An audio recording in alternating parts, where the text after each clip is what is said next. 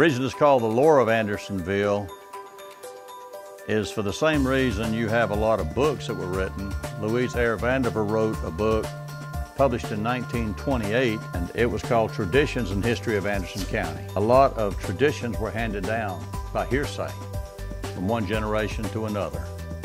That's why it's called traditions. A lot of people are mistaken in thinking that Andersonville actually was the beginning of Anderson. It wasn't. The town of Anderson was not started until 1826. Andersonville was laid off by John Bayless Earl, Samuel Earl, and Robert Anderson, who Andersonville was named after. Later came a 40-room hotel, a cotton gin, a tannery, a tailor shop, a blacksmith shop, a select school for young ladies, a shoe shop, a cabinet shop, plus there were 20 other stores. And those stores actually advertised that their goods were better than any goods sold in the stores in Pendleton and Greenville.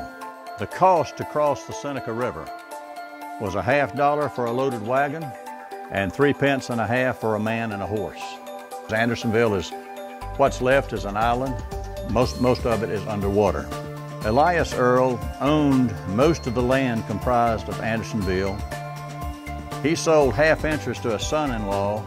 All the land became the property of Colonel F.E. Harrison. What really doomed Andersonville was when they built the railroad, because the railroad was going to bypass Andersonville, and it was going to start to deliver all the goods places that the boats were delivering them.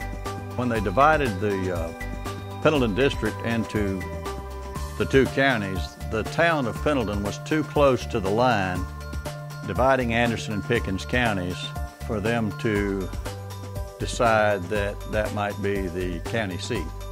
There was one group of people here in town who wanted to build the first courthouse about where Clemson Boulevard, Whitehall, Concord, and North Main intersect, where the Quick Trip is. Another group wanted to build the first ever courthouse on the site of former ore mill. Bobby Norris was a big man. He walked out into the sand to the northwest, stuck his big cane in the sand, and said, "Gentlemen, this is going to be the southeast corner of the first ever Anderson County Courthouse, and any man in Anderson doesn't like it's got to whip me." And nobody in town wanted to whip Bobby Norris. The courthouse was made, built from wood. It was white. The front and back each had columns and a spiral staircase.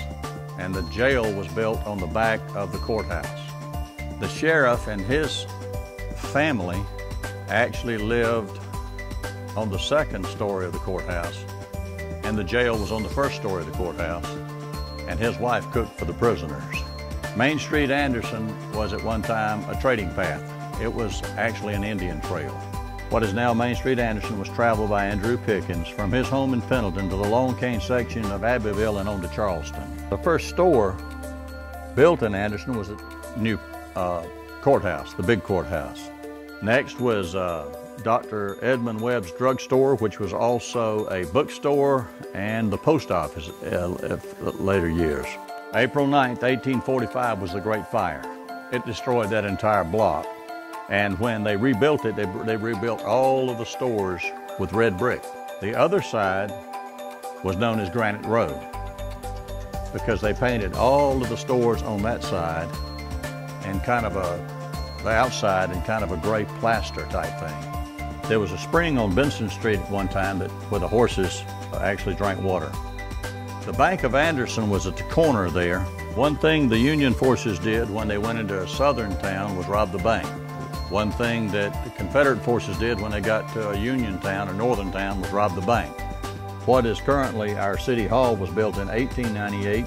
The new courthouse, which is our historic courthouse now, was built in 1898. The first hospital, the library, and the post office were all built in 1908.